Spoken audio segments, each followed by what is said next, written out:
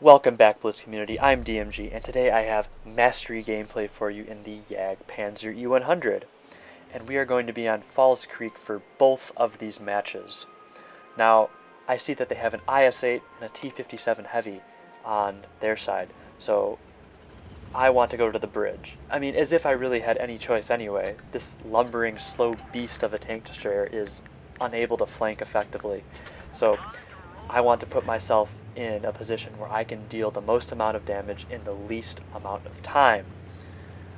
So I'm going to go to a slightly hull down position and see if I can use this massive 800 alpha gun to our team's favor.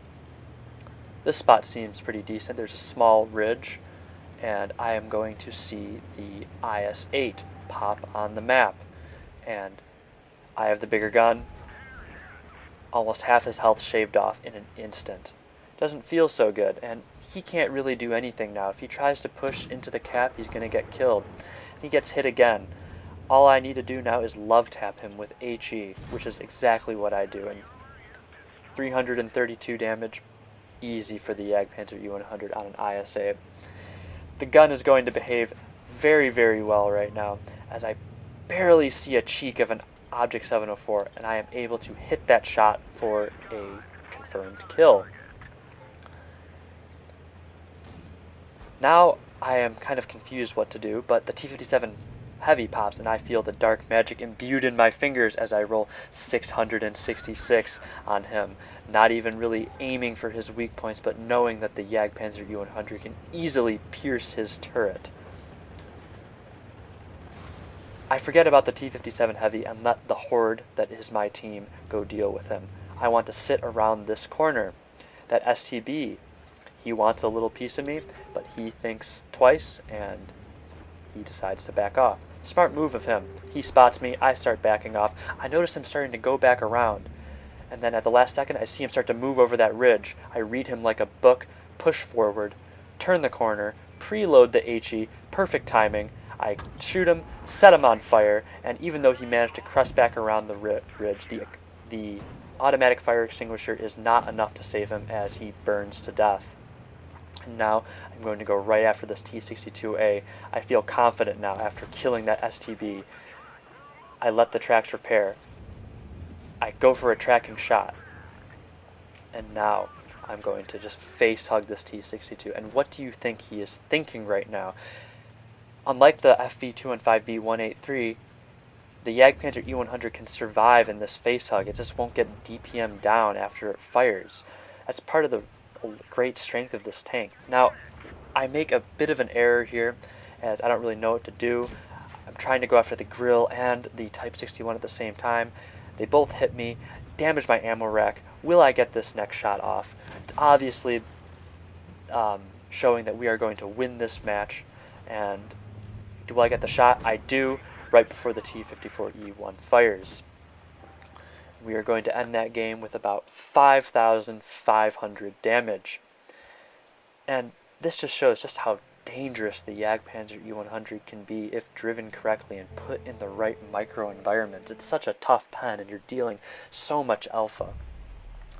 Again, we are going to be on Falls Creek. I notice Seal on the other team, and he is a former as well, so hello there, Seal. Good to see you on the battlefield, buddy, and I hope to have another round with you. So again, on Falls Creek, you're going to see very much the same kind of setup that I originally took.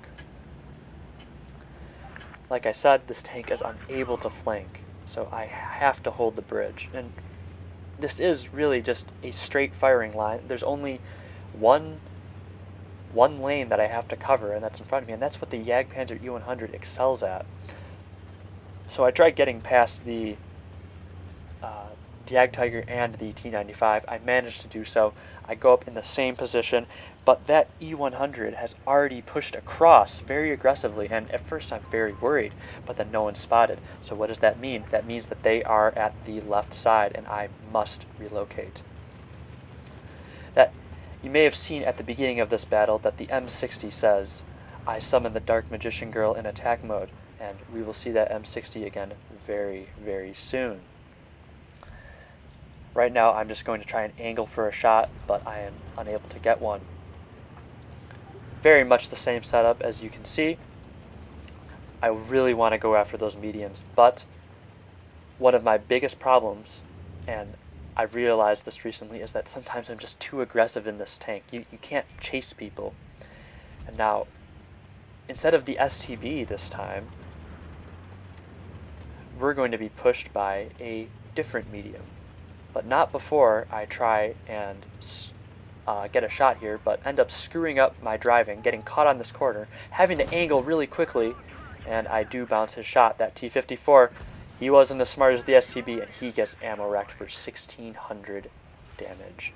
Full health bar gone. But that's what happens when you expose your side to the Jg.Pz E100 in a Russian tank. That M60 pops on the radar, and he is the biggest threat right now. I immediately prep my gun to his side, and unfortunately I cannot get the gun down. But hey, he said I summoned the Dark Magician Girl in attack mode, and he is about to feel the pain of playing against the DMG. I pop an 800 alpha shell into him, and I ram him. Good thing about this tank is that when you ram and they are tracked, you can keep ramming them and continue to detract them because you are so much heavier than them. I back off for the last shot. I just want to put an AP round through him. I figured that even if he repaired his tracks in time, there is no chance of him escaping. And now I am in a good position to go after this T-54E1, but not after I hit this Bat Chat. I'm sorry, Seal. I really am. Maybe I'm not, but I feel bad for you. And now I'm going to go after this T-54E1. I do want to shoot HE here, but there is a car in the way. So I have to shoot AP, and unfortunately I cannot get the kill, but it is better than trying to chance HE, possibly hit the car, and not do any damage, especially when you have this 15-second reload. You know, you really have to make your shots count.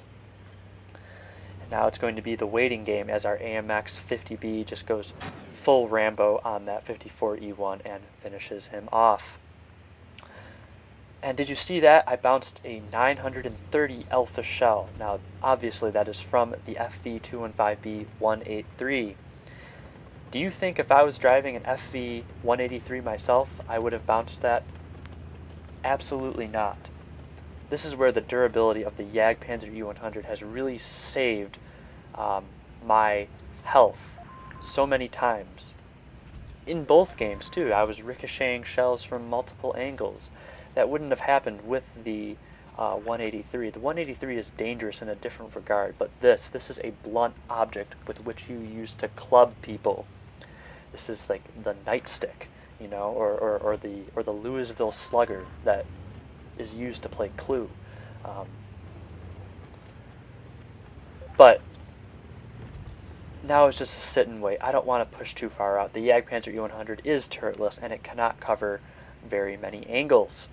I'm going to let that Leo do a little bit of the work for me, although he's lightly armored and there's a 183 somewhere out there. He does have the speed, he does have the camo, and he does have the view range over me, so he is much safer out there than I.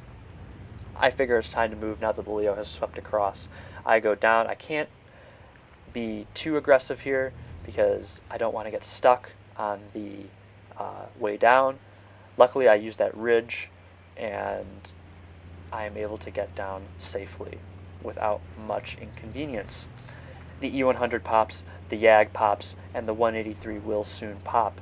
I need to go after a target. The Jg and the 183 are way too far away from me. I want to drive through this cap circle, and I want the E100 to be alerted to my presence. I want to brawl him. I do not want him going after the Leo. I want to kill him as fast as I can, and that's part of the reason why I am completely okay with driving through the cap circle. The tank is somewhat slow, which is why I use an engine boost. It helps it excuse me, tongue twister. It helps me get up to speed reasonably quickly. And the E100 is going to pop here. I'm going to shoot him. For some reason, I bounce, which just baffles me. And but hey, he bounces me too. That shows the great armor of the Jg. 183 would not bounce that. I have a 15-second reload. I pop him one. The 183 decides to tunnel me with one, and so does the E100. I was trying to ram him there, but immediately realized I need to back off or else I will die. Now I must let him slowly push into me, and now I can push back and aim my gun and get the final heat round. And that's the game. And another mastery, about 5,400 damage. Thank you for allowing me to share my passion with you today, and if you like the video, please subscribe. If not, leave your constructive criticism in the comments, and I'll see you next time.